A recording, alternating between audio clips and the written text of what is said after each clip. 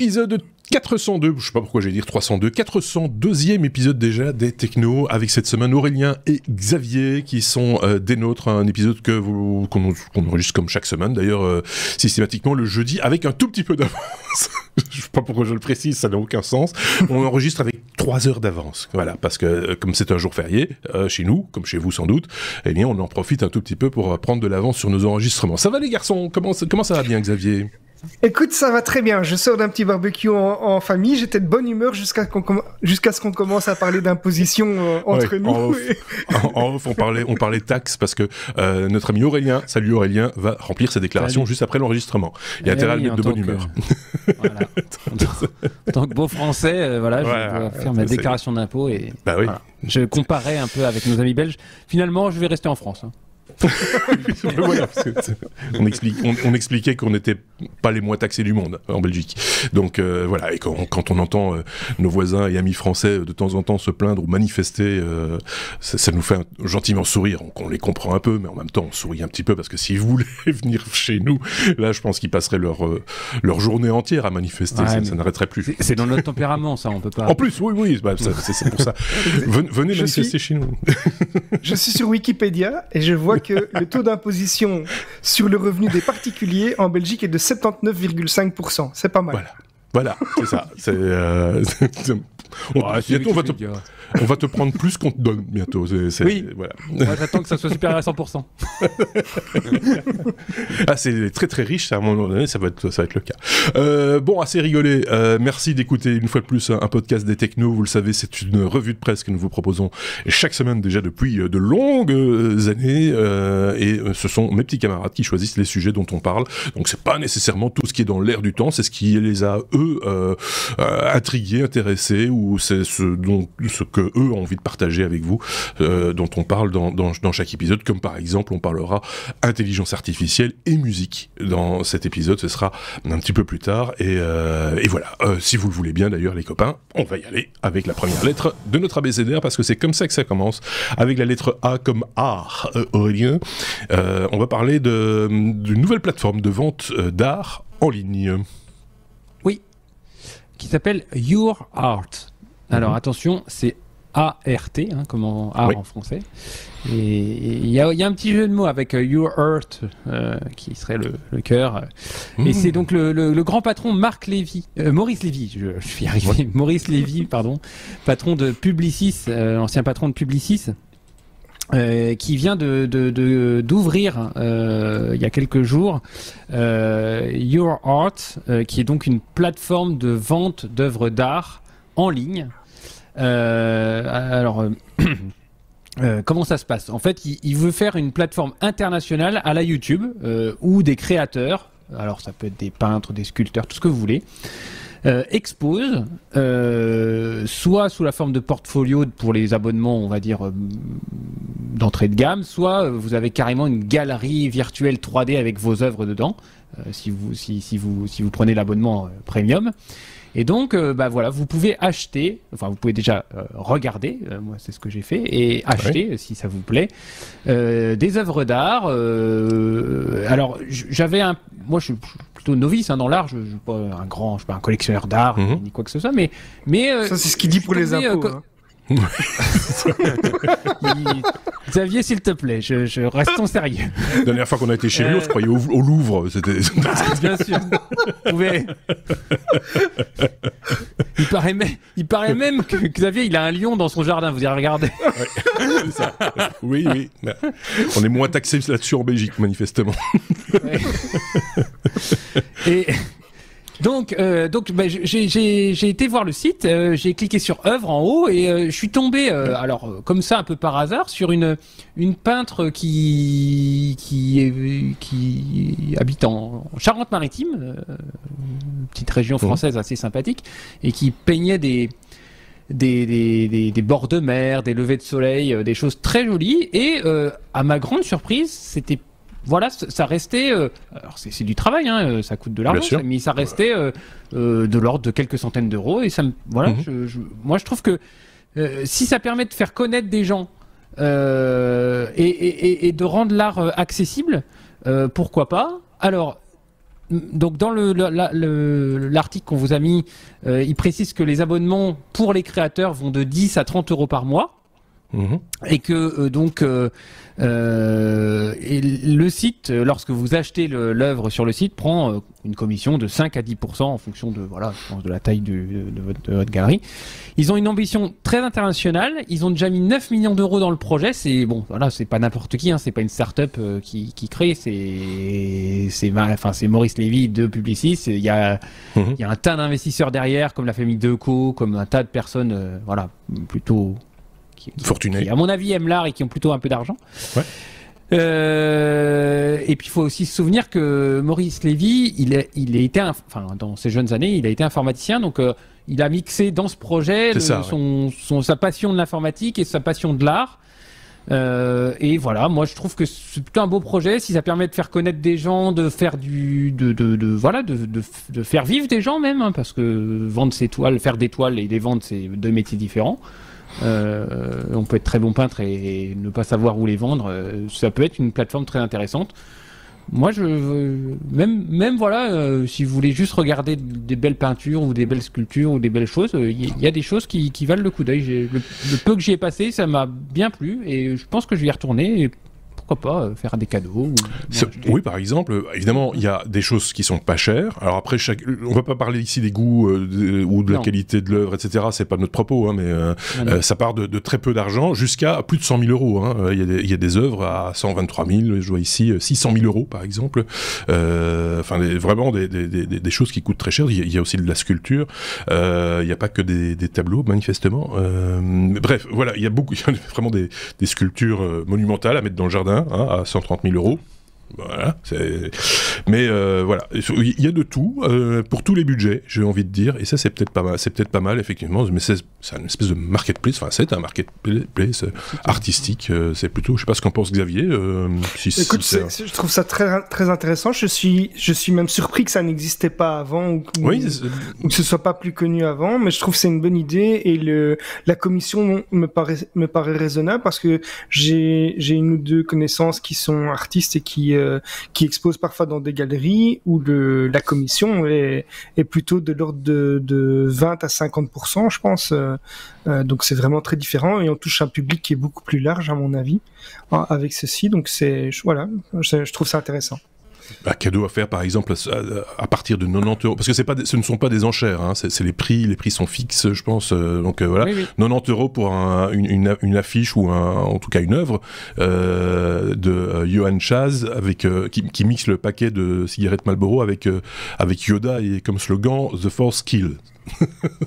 Je trouve ça plutôt original. Il y a des choses comme ça, donc pour avoir vraiment quelque chose d'original dans son salon ou son bureau, c'est peut-être une bonne solution. On vous met évidemment le lien, hein, comme on le fait d'ailleurs chaque fois, dans les notes de ce podcast. On vous met toutes les sources des infos dont on vous parle, bien entendu. Merci beaucoup pour cette trouvaille, Aurélien. La lettre C dans notre abécédaire concerne la communication, Xavier. Les communications, on va parler d'Artemis 2, qui fait de la communication audio, c'est une mot qui passe quelque part, je sais pas où, qui fait de la communication plutôt visuelle, avec de la lumière, avec du laser, ouais. En fait. Optique, ouais, c'est ça. Optique, donc ce sont des communications optiques, on sait déjà que c'est utilisé pour la transmission de données. Ici, la particularité, c'est que ça va se faire via un laser et pas n'importe où, puisque c'est de la Terre vers l'espace. C'est la NASA qui utilise cette nouvelle technologie optique par laser pour établir des liaisons à haut débit avec les astronautes qui seront en mission sur la Lune. Donc c'est l'objectif. Cette approche, on va utiliser des lasers infrarouges au lieu des ondes radio qu'on utilise traditionnellement, qui sont à très longue portée, hein, mais qui ont un défaut, c'est la bande passante. Or, on sait que maintenant, il y a de plus en plus d'images et même de vidéos qu'on essaye de transférer avec les satellites et autres. Le but ici, c'est pour cette mission qui sera utilisé. Le système de communication optique va s'appeler Orion Artemis 2, donc ça va être O2O entre guillemets. Ce sera utilisé lors de la prochaine mission lunaire pour avoir des transmissions vidéo en HD, donc beaucoup plus claires et détaillées que les missions Apollo qu'on a connues. Donc c'est une avancée technologique qui est quand même importante pour avoir des communications qui seront plus rapides entre la Terre et la capsule Orion où vont se trouver les astronautes. Et en plus des aspects pratiques de la mission, comme l'envoi des procédures et des plans de vol en temps réel, la communication optique va permettre de transmettre des données scientifiques importantes telles que les observations de la Lune, des informations sur la santé des astronautes, l'état de la capsule, etc.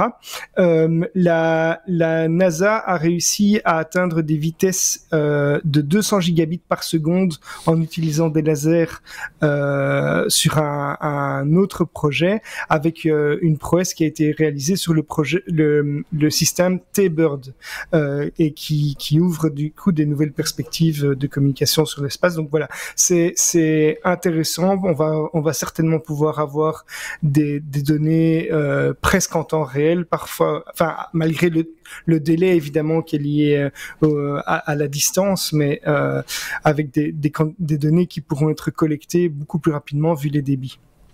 C'est assez impressionnant parce qu'avec des débits pareils, effectivement, on peut transmettre énormément d'informations, de l'image, du son, des datas de manière en veux-tu, en voilà. C'est assez impressionnant. Moi, j'avais vu une technologie similaire, laser, qui permettait de faire de la liaison, par exemple, de la téléphonie entre deux immeubles, par exemple. Quand vous aviez des bureaux à distance, c'était une seule, plutôt que de demander à un opérateur de s'en occuper, vous aviez des systèmes de boîtiers laser et vous aviez comme ça à communiquer les informations de téléphonie d'un immeuble à un autre avec une certaine souplesse et une certaine facilité. Je vois la main fébrile d'Aurélien qui s'agite et qui veut rajouter des trucs. Oui, je me pose une question. Alors c'est très bien, c'est très connu hein, cette transmission laser. Il n'y a rien de nouveau sur la Lune, j'allais dire, mais par contre, il y a quand même des enjeux.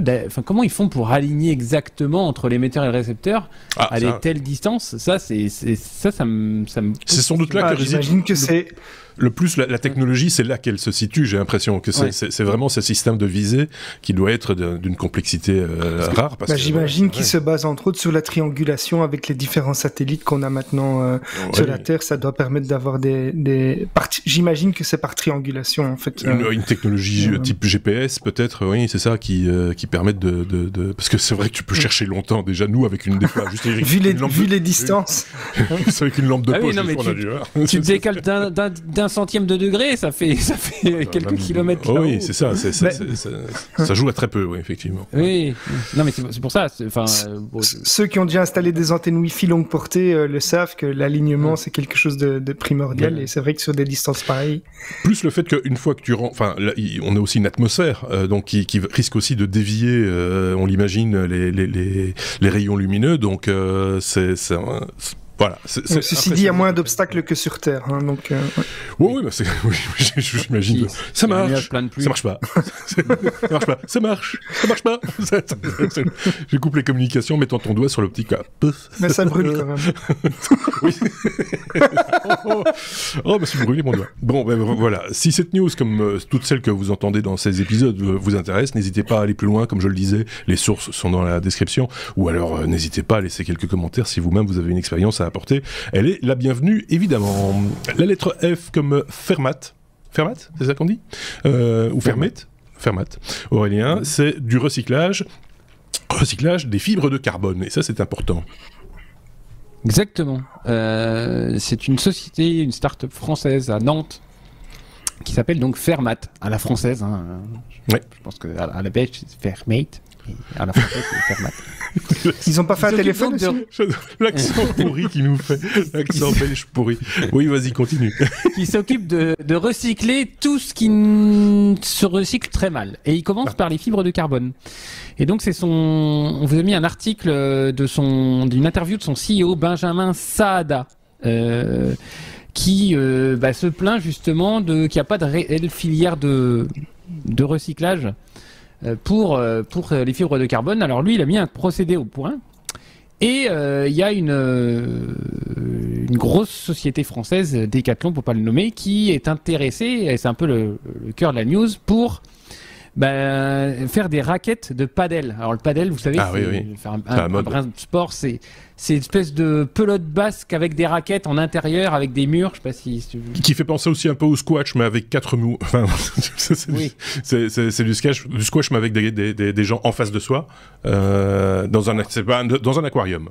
Alors, si vous ne savez pas de quoi on parle, là, vous êtes perdu. Du padel, c'est du padel. Mais c'est du padel et c'est vraiment le truc qui monte pour l'instant à tout niveau. Tout le monde fait du padel. C'est très physique. J'en ai jamais fait, mais ça a l'air très physique. Ouais. Moi, je suis fatigué. Chaque fois que je regarde, je suis crevé. D'ailleurs, qu'est-ce que je voulais dire ? Oui, donc jusqu'à présent, ces fibres de carbone, elles étaient incinérées ou enfouies. Et puis, les seules façons, en fait, le problème du carbone, des fibres de carbone, c'est que pour incinérer ou pour recycler ce genre de matière, il fallait soit des produits chimiques, soit de la haute température, et que les fibres de carbone, ça tient à tout ça. Oui. Et c'est justement conçu pour tenir à tout ça. Donc lui, il a mis au point, Fermat a mis au point un procédé en découpant les fibres de carbone en petites tranches de quelques microns et en le recyclant. Et alors, des grandes industrielles, comme Decathlon, je le disais, se sont penchés là-dessus et en font des produits. Et l'intérêt, c'est que on pourrait, je vais mettre du conditionnel, recycler à l'infini, c'est-à-dire que voilà, la raquette de paddle, demain il y a un nouveau sport qui s'appelle le marque, je sais pas, on peut faire des raquettes de marque. Voilà, des raquettes de marque. Donc ils ont un pilote à 200 tonnes par an à Nantes de recyclage et ils vont passer à 3000 tonnes par an. Et donc je pense qu'il y aura beaucoup de produits là-dessus qui vont... Oui, le rendement est de 100%, c'est-à-dire qu'il récupère tout le carbone, toutes les fibres de carbone, tout est réutilisé ou il y a une perte? A priori, il n'y a pas de perte, donc il découpe ça en plaques de quelques centimètres, en petites plaques de quelques centimètres de côté par quelques microns. Petit lingot. Oui. Après, évidemment, le procédé, c'est pas écrit dans l'article, je pense que c'est... Non, mais ça c'est autre chose, bien sûr. C'est un peu secret. Ouais. Mais en tous les cas, ne le faites pas chez vous. Si on arrive à mettre au point un procédé comme ça, que économiquement c'est viable et qu'il y a un gros qui fabrique, je sais plus combien de dizaines de milliers, voire centaines de milliers de raquettes de paddle, mais alors, et qui arrive à les vendre à un prix abordable, c'est bingo pour tout le monde. Il y a ça, mais bon, comme tu sais bien, c'est le cas de tous les processus de recyclage. Il faut que le processus de recyclage coûte moins cher que d'une production à l'état zéro. Donc, c'est toujours l'enjeu, il est finalement là, quoi. Donc, à voir si leur processus est sur la durée ou sur le volume, le prix va décroître et si ça devient plus intéressant que d'aller produire du neuf, clairement ils ont de l'avenir devant eux. C'est là qu'il faut investir du pognon, quoi. Parce que des fibres de carbone, il y en a quand même dans un paquet de trucs maintenant, de la carrosserie de certaines bagnoles, en passant par je sais pas quoi, les plaquettes de frein, non pas les disques de frein, non, il y a du carbone là-dedans, non. Enfin bref, il y a du carbone un peu dans tout, sauf dans les traits de frein, mais sur les voitures de course peut-être. Oui, sur les voitures de course. Donc c'est vraiment un tout petit marché. Mais voilà, mais certainement dans tout ce qui est sportif, effectivement, comme dans tout ce qui est sportif, il y a beaucoup de choses, les cadres de vélo en carbone, les fourches, les skis, dans le matériel sportif un peu milieu de gamme, haut de gamme, maintenant on trouve beaucoup. Là où on a besoin de résistance et de légèreté, quoi, en fait. C'est ça, ou de déperdition de chaleur, enfin parce que ça résiste bien à la chaleur aussi normalement. Ok, super. Voilà un sujet encore intéressant. Merci beaucoup pour ça et on passe à la suite avec Xavier qui va nous parler de Sion. Sion, c'est comme dans Matrix. Non, t'es un peu tôt là. On va d'abord parler de fusion. Ah, tiens, ça c'est bizarre parce que moi j'ai F comme Sion dans mon... On peut parler de Sion, mais c'était à S. Oui, c'est ça. Mais on a fait un gros saut là. Oui, c'est le bordel. Je t'en prie. Vas-y, embraye. Je parle de quoi? De Sion ou de fusion? On va rester sur Sion et je vais mener la danse. On va dire ça comme ça. Est-ce comme Sion? Alors, on va parler de Sion. Alors, il faut faire attention à pas avoir un cheveu sur la langue, mais donc c'est une voiture électrique Sion avec un F. F comme ça. D'où l'erreur, à mon avis, dans notre abécédaire, effectivement. Donc, Sion, c'est une voiture électrique dont la carrosserie renferme des panneaux solaires qui sont constitués de 456 demi-cellules. Donc, ces panneaux photovoltaïques vont générer une énergie qui permet de gagner 112 km d'autonomie par semaine, selon le constructeur, voire même jusqu'à 245 dans les régions les plus ensoleillées. Et en cas de mauvais temps, la Sion peut quand même rouler grâce à une batterie de 54 kWh qui fournit une autonomie de base de 305 km. Donc la promesse, c'est d'avoir jusqu'à 550 km d'autonomie totale pour un budget d'un peu plus de 25 000 €. Ça, c'était la promesse, parce que la start-up Sono Motors est maintenant en redressement judiciaire. Elle est insolvable, et donc les premiers clients de Sono Motors ne vont jamais récupérer leur argent et ne recevront pas leur voiture. Donc ça, c'est la news un peu plus récente. Le total des acomptes atteignait quand même 44 millions d'euros, et en début d'année 2023, l'entreprise a annoncé l'abandon de son projet, la Sion, en raison du manque de financement. Donc il y a 250 emplois qui ont été perdus. Il y a une réorientation vers la vente de cellules solaires pour d'autres fabricants, avec des bus, des remorques réfrigérées, des voitures. Et le coup de grâce est arrivé ici en mai, lorsque Sono Motors a déclaré son insolvabilité. Donc l'entreprise était quand même évaluée à 2,6 millions de dollars il y a 2 ans. Maintenant, elle est incapable de payer ses dettes, et donc il y a beaucoup de clients qui sont touchés par ça, les actionnaires également. Donc c'est une nouvelle difficile pour Sono Motors, mais surtout pour les gens qui ont cru en cette promesse. Et donc c'est pas demain encore qu'on verra des véhicules électriques, solaires, quasiment autonomes, quoi. Il me semble qu'on avait parlé de ce véhicule-là il y a déjà pas mal de mois, voire d'années. On avait parlé avec un de nos chroniqueurs qui apparaît de temps en temps chez nous, qui est très branché écologie et renouvelable, etc., qui est Stuff. Et je pense qu'on en avait parlé avec lui aussi de ce véhicule qui se rechargeait pendant qu'il était stationné devant chez soi, en fait, hein, en gros. Je me demande si c'est pas ce véhicule-là qui a une prise électrique derrière pour brancher les accessoires de jardin. Parce que comme il y avait la batterie permettait aussi d'être utilisée en dehors du fait de circuler. Bref, voilà encore une mésaventure. C'est dommage pour la marque, mais en même temps, bon, il faudra comme toujours un certain nombre d'échecs, même économiques, pour arriver à ce qu'on retrouve un jour l'équilibre et la solution. Voilà, c'est un peu comme le pot de confiture, quoi. Hein. Tout le monde essaye de l'ouvrir, et puis à un moment donné, il y a pouf, quelqu'un qui arrive, et puis youpi, ça marche. Bah, ce sera peut-être pas eux, ce sera peut-être d'autres. Que voulait rajouter Aurélien par rapport à cette news, ou à cette voiture, ou à ce... Voilà. Non, je faisais le calcul rapidement. 44 millions divisé par 25 000, c'est ça ce que j'ai fait. C'était ce qu'ils avaient mis, non je sais pas, j'ai plus les prix. 44 millions, il y avait 25 000 € de dépôt, mais tu as des actionnaires là-dedans et tout. Comme ça, à deux têtes, ça fait 1500 personnes, si je me trompe pas. Ouais, pas loin. Oui, ça doit faire ça à peu près. Donc il y a 1500 personnes qui avaient qui ont cru précommandé une Sono. Ça fait mal quand même, ça pique, hein. C'est pas voilà.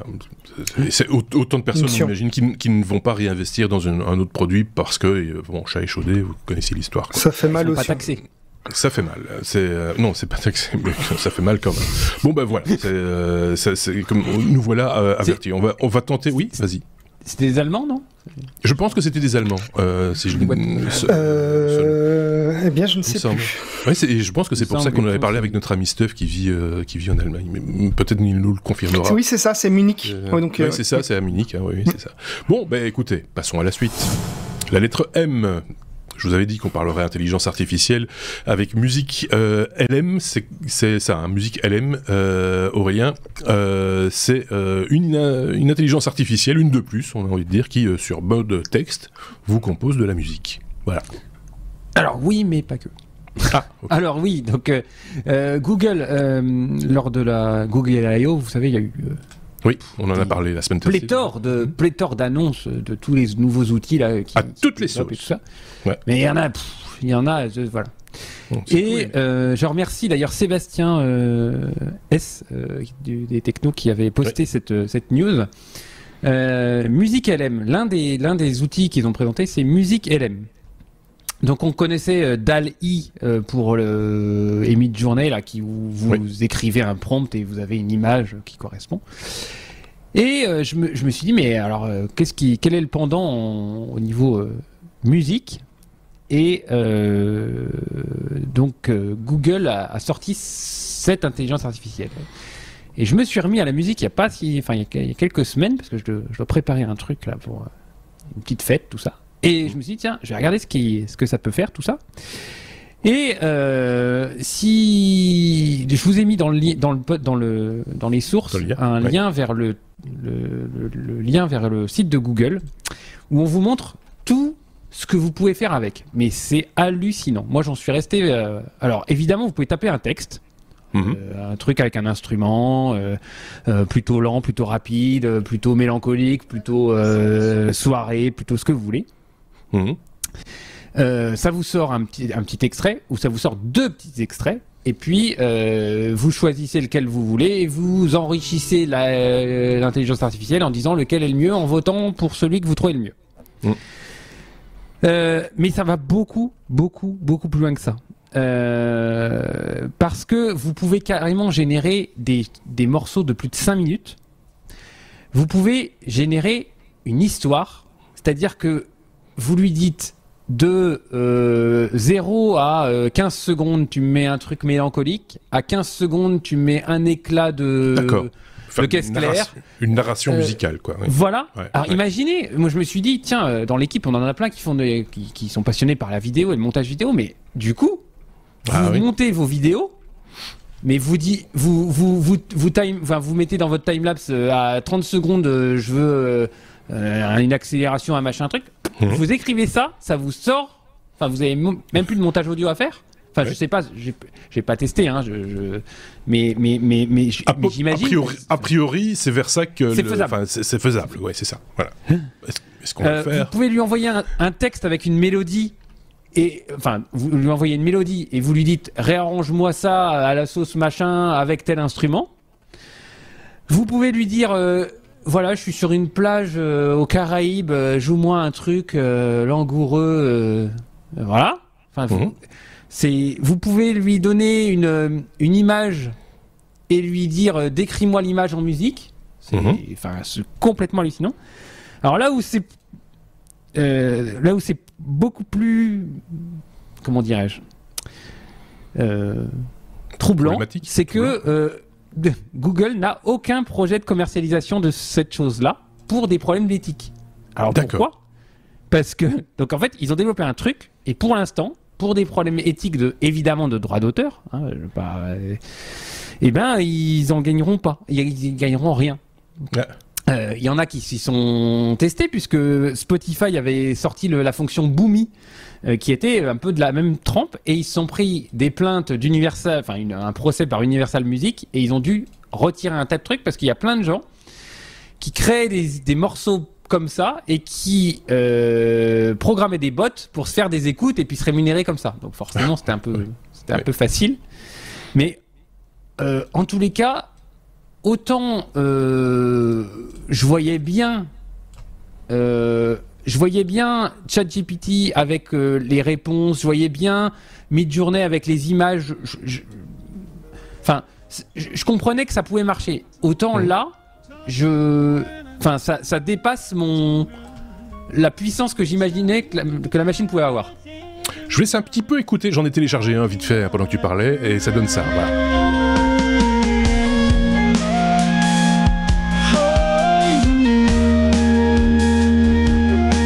C'est du yaourt. Oui, non mais t'aurais dû donner le prompt et... Quand même un peu particulier, hein, il faut le reconnaître. En fait, j'ai téléchargé un des exemples où le text prompt, effectivement, ça commence par jazz song de 0 minute 0 secondes à 15 secondes, pop song de 15 secondes à 30 secondes, etc., jusqu'à epic movie soundtrack with drum à 1 minute 30. Je sais pas si on est déjà à la minute 30, j'ai pas le chrono sous les yeux, mais ça donne ça. Et moi, j'écoutais les transitions aussi, parce que bon, j'ai un Très bizarre. Enfin, je pratique un peu la musique, le piano, pour tout le dire. Et franchement, moi, je trouve ça bluffant. Comment un algo peut faire ça? Moi, ça me... En se nourrissant de plein de choses qui ont été faites par des vrais humains pendant des années. D'accord, mais est-ce que je sais pas moi, ils se disent est-ce que l'algo il va jusqu'à dire je mets un do majeur, un mi mineur, un machin, et puis est-ce qu'il va jusque là, ou est-ce que c'est complètement statistique et il se dit j'analyse le contenu harmonique de telle chanson à tel moment, et je sais que ça statistiquement ça a plus de chances de tourner vers telle harmonique que celle-là. Mais déjà, il y a les chroma keys, hein. Il y a des choses qui existent en sachant que tel accord va avec tel accord, etc., enfin, telle note, etc. Oui. Donc ça, c'est déjà connu.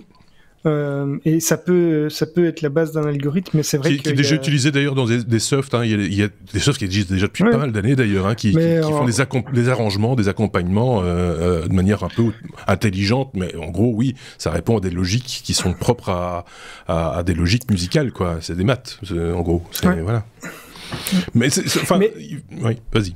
Il y a un élément que j'ai pas bien compris. On peut déjà l'utiliser, on peut faire ses propres prompts maintenant, ou bien c'est juste, ils ont prouvé que ça existait, ils ont montré que ça fonctionnait, mais c'est pas encore utilisable par le public. Sur le site que j'ai mis dans les sources, donc c'est le site officiel de Google. Il y a les exemples, il y en a j'ai vu. Pléthore. Il y a un onglet en haut avec dataset. J'ai commencé à regarder, mais voilà, il faut y passer. Tu peux aussi faire jouer des morceaux connus dans un style qui n'est pas le sien aussi. Il y a quelques exemples en bas de page où tu peux faire jouer, par exemple, l'Ode à la joie sur des rythmes tribaux, par exemple, ou Bella Ciao sur je sais pas moi, par exemple, avec l'ambiance d'une chanson de Noël. Ça n'a aucun sens, mais voilà. Ça permet de peut-être aussi faire des remixes, quelque part, ou d'adapter Alors il faut voir l'intérêt de la chose, dans quel cadre ça va s'utiliser, est-ce que c'est vraiment intéressant, est-ce que c'est pas mieux de faire appel à un humain finalement. Je pense pour la création de vidéos gratuites, c'est vraiment pas mal, comme disait Aurélien. Je pense que si tu as des vidéos que tu veux un peu animer, et le problème des musiques libres de droit, c'est pas évident toujours à trouver. Mais c'est là où je voulais en venir. Les droits reviennent à qui dans ce cas-là? Parce que on a la même chose avec les images. C'est ce que tu utilises. Par exemple, si nous, parce qu'on a eu le cas, on a eu un générique qui était libre de droit jusqu'à ce que quelqu'un s'en empare et dise non, ça c'est à moi, donc je vais demander à tout le monde des sous. Et c'est pour la raison pour laquelle nous n'avons plus de générique actuellement, en tout cas. Ici, est-ce que quelque part, il n'y a pas un ayant droit, Google peut-être, par exemple, qui sortira du bois d'ici 15 jours en disant les gars, cette musique, c'est nous qui l'avons générée, donc c'est à nous, passez à la caisse. Voilà. Google, j'ai vu qu'ils l'ont mis en Creative Commons, donc ça peut changer. Bon. J'en ai vu. Ouais, ça peut changer. Donc, moi, j'étais plus attiré par la démonstration technique. Oui, c'est Après, ça. Voilà, qu'est-ce qu'on en fait, où sont les droits, voilà. En tout cas, technologiquement. Ça évolue très vite. On a mis le lien, évidemment, comme toujours dans la description. Vous irez jouer. J'ai tapé au hasard l'exemple. Je sais pas si c'est le meilleur ou le pire, j'en sais rien. Mais vous irez vous-même écouter, parce que pour le coup, jeter un coup d'œil, ça ne servira pas à grand chose. Mais écoutez, vous renseignez sur l'affaire, vous nous en direz des nouvelles et peut-être que ça vous donnera des idées. Que sais-je. Donc n'hésitez pas à aller jeter un petit coup d'œil. Rien à rajouter sur ce domaine, les amis, ou on passe à la suite? On passe à la suite. Boum, la lettre F, du coup. Comme fusion. Et là aussi, heureusement qu'on n'a pas un cheveu sur la langue, parce que ça aurait fait succion. Xavier, et c'est toujours les sujets de Xavier, c'est comme ça, c'est bizarre. Fusion, Xavier, notre abécédaire est un petit peu désorganisé, pas grave. Microsoft s'intéresse de près à la fusion nucléaire. Voilà, après le recyclage de carbone, on reste dans un aspect transition écologique. C'est ici la start-up Helion Energy Energy, qui a signé un accord historique avec Microsoft pour développer une installation d'énergie de fusion commercialement viable d'ici 2028. Donc la technologie évolue assez rapidement. Ici, c'est un accord qui vise à fournir au moins 50 mégawatts d'électricité et qui annonce des délais beaucoup plus courts qu'habituellement sur ce type de projet. Donc il y a beaucoup d'experts qui estiment que la fusion est encore loin d'être maîtrisée et commercialisée, mais Microsoft fait un pari ici qui est assez important sur cette technologie puisqu'ils deviennent le premier acteur majeur à signer un accord commercial dans le domaine. Donc c'est un accord qui va permettre d'accélérer le déploiement de l'énergie de fusion commerciale sur le réseau, mais qui contribue également pour Microsoft à atteindre les objectifs de neutralité carbone d'ici 2030. C'est un objectif que beaucoup d'entreprises essayent d'atteindre. La centrale, elle, devrait être opérationnelle d'ici 2028. Comme j'ai dit, l'objectif c'est 50 mégawatts ou plus sur une période avec une montée en puissance en 1 an. Mais si Elion Energy n'arrive pas à atteindre cet objectif, il y a des sanctions financières qui sont prévues. Donc c'est quand même quelque chose d'assez concret. Pour être un petit peu plus technique, la technologie de fusion d'Elion Energy repose sur un dispositif de fusion pulsée sans allumage. Donc on utilise du deutérium et de l'hélium 3 comme combustible. Contrairement aux centrales nucléaires à fission, ici l'avantage c'est qu'on va pas produire de déchets radioactifs avec une longue durée de vie. Le tritium qui est utilisé ici, c'est un sous-produit de la fusion. Il a une demi-vie de seulement 12 ans. Donc ça se détériore beaucoup plus rapidement et ça se transforme ensuite en hélium 3 qui peut être lui-même utilisé comme combustible par la suite. Donc il y a des réels enjeux pour atteindre une transition vers une source d'énergie qui est propre et durable sur un tel projet. Donc bon, malgré toutes ces promesses et les engagements, la technologie de fusion, on en est encore loin, on est encore au début des recherches, mais c'est clairement une étape qui sera cruciale pour atteindre une énergie propre.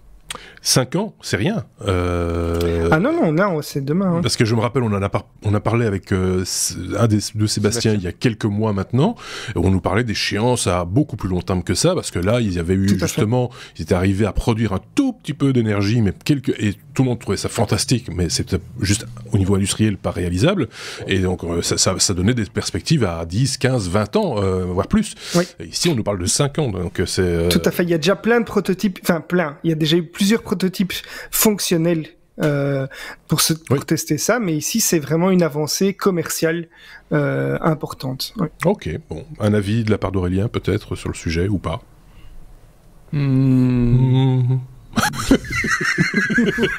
Non, ah non, je passe. non, c'est la demi-vie qui m'a. Je suis resté scotché sur la demi-vie de 12. Je me suis dit, bon, alors, faut que je multiplie par 2 ou. Qu'il est bête. C'est lui qui a fait les plus belles études d'entre nous ici, et c'est lui qui pose les questions les plus bêtes. Bon, bah écoute, si quelqu'un a une réponse à donner à Aurélien, ça peut l'arranger, il sortira de son doute. Et puis il sera heureux, ce sera bien comme ça. Xavier, il a une demi-vie de 44 ans, je crois. N'importe quoi. Allez, on passe à la lettre U comme univers. Aurélien, oui. J'ai compris pour Xavier a modifié l'ordre de la conduite. Oui. J'ai compris. U comme univers, je vais y arriver. Un robot serpent pour explorer l'univers. J'ai vu ce truc, effectivement, c'est assez impressionnant. Oui. Ouais, j'ai vu ça. Explique. C'est du fake ou c'est pas? Donc, c'est du sérieux, hein. C'est la NASA. Ouais, bien sûr. C'est la NASA et c'est le JPL, Jet Propulsion Laboratory. Non mais je me méfie maintenant parce que quand je ramène des sujets un peu, transistors en bois. Oui, je tiens à préciser qu'Aurélien pas toujours, il faut le reconnaître, Aurélien, mais de temps en temps tu nous ramènes des sujets, on se dit, c'est super, mais ça sert à quoi ton truc? Oui, mais moi je suis fasciné par la technique, moi. Oui, je comprends. Et nous par l'utilité. Bon, alors là, je vous explique. Il y a un problème. On envoie dans l'espace des robots avec des rovers, Curiosity, tout ça. Et puis, le rover, il roule, il arrive au bord d'une falaise, et puis il dit, bah non, là, j'y vais pas, parce que sinon, je vais tomber. Oui. Donc, la NASA se dit, bon, les robots à roues, c'est nul, on va faire autre chose. Donc, Un robot suicidaire. C'est ça. donc, ils ont inventé un robot serpent. Alors, vous imaginez un tube composé de 10 sections, les unes au bout des autres, qui fait un serpent. Et sur chacune des morceaux, des sections, vous avez un gros pas hélicoïdal, genre une vis. Oui, Et vous faites tourner, tourner chacun des pas de vis dans le sens opposé. Et donc, du coup, votre robot, il peut avancer. Oui. Et se tortiller, et monter, et descendre, parce qu'en fait, chacune des intersections est une liaison rotule entre les sections. En plus. Donc, du coup, vous pouvez monter, descendre, voilà. Et donc, le but de ce Jet Propulsion Laboratory, JPL, là, c'est d'inventer des robots qui vont là où les autres ne vont pas. Par exemple, pour explorer les lunes glacées autour de Saturne. Et donc, c'est le projet Exobiology Extant Life Surveyor. C'est donc c'est pour chercher les traces de vie ailleurs. Alors, c'est une équipe qui est un peu en mode start-up. Leur devise, c'est construire vite, tester souvent, apprendre, ajuster, répéter. Donc, à mon avis, ils font des protos. Ils font des protos, voilà. Ça doit être génial. Excusez-moi, mais très honnêtement, travailler dans une équipe comme ça, avec des frappadins à qui on donne des budgets, en plus, tu arrives le lundi matin, tu dis, j'ai rêvé à un truc, ce serait une vis, mais ce serait pas vraiment une vis, ce serait souple, et puis ce serait comme un bracelet mexicain, mais au bout, on tourne, et puis ça tombe, et puis ça se casse pas. Ah ouais, faisons-le. Et puis à 16h, devant la machine à café, ça marche? Ouais, ça va. Alors, oui, à mon avis, ils font pas 50 réunions avant de faire un truc. Hein. Non, c'est ça, quoi. Ouais, ils y vont.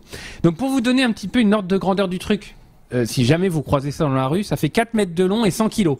Donc, méfiez-vous quand même. C'est pas, voilà, c'est quand même c'est un proto, c'est un lune. C'est un proto. Il est bête. il est en forme. On a perdu Xavier. 41e minute pour perdre Xavier. Ouais. Non, mais je pense qu'il a dépensé 25 000 euros d'as. et il doit se remettre, tu vois. Ouais. Bref, c'est un proto, c'est le proto qui est lourd, c'est pour ça. Oui.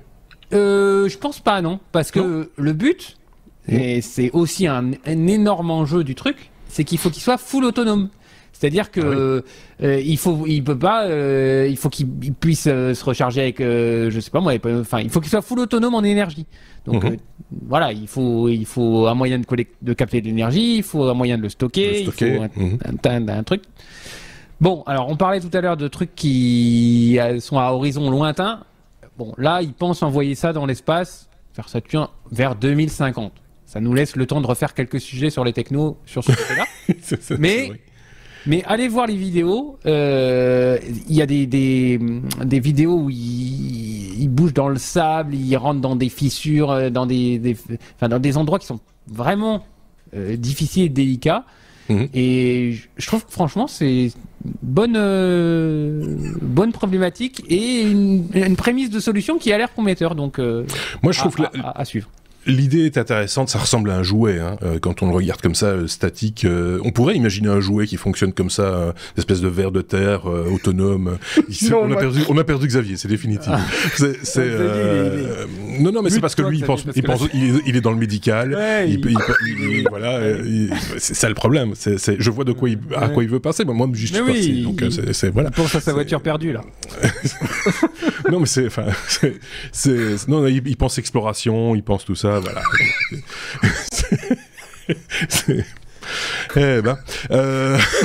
Moi, il y a un oui mais non après, je préviens, il y a un oui mais non après. Oui, parce que ici c'est pas le oui mais non. Moi je trouve ça pas mal. Moi je trouve ça mérite d'être exploré justement.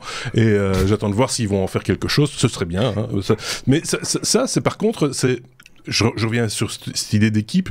C'est quand même chouette de se dire qu'il y a encore des entreprises. Alors, c'est le service public, la NASA aussi. Ils ont du pognon, normalement. Mais qui peuvent comme ça mettre de l'argent sur la table et dire on va faire bosser des mecs, ils vont nous sortir des trucs, ça va être complètement. Parce que pour sortir un truc malin comme ça, ils ont dû en sortir des trucs débiles. Donc, moi, je trouve ça plutôt fort et ça donnerait presque envie de rejoindre l'équipe. Xavier, un truc intelligent à dire. Oui, j'ai un truc intelligent, oui. Donc, je comprends bien l'intérêt de la motricité, la forme, etc.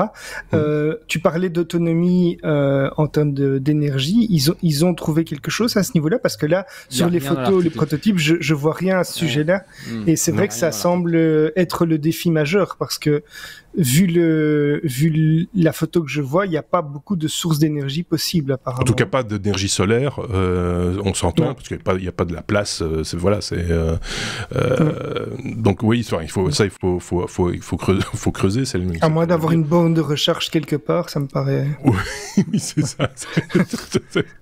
Donc, affaire à suivre. C'est peut-être une des pistes, mais... Ouais. Et moi, je trouve ça plutôt prometteur. Moi, j'aime bien, genre, il est comme ça.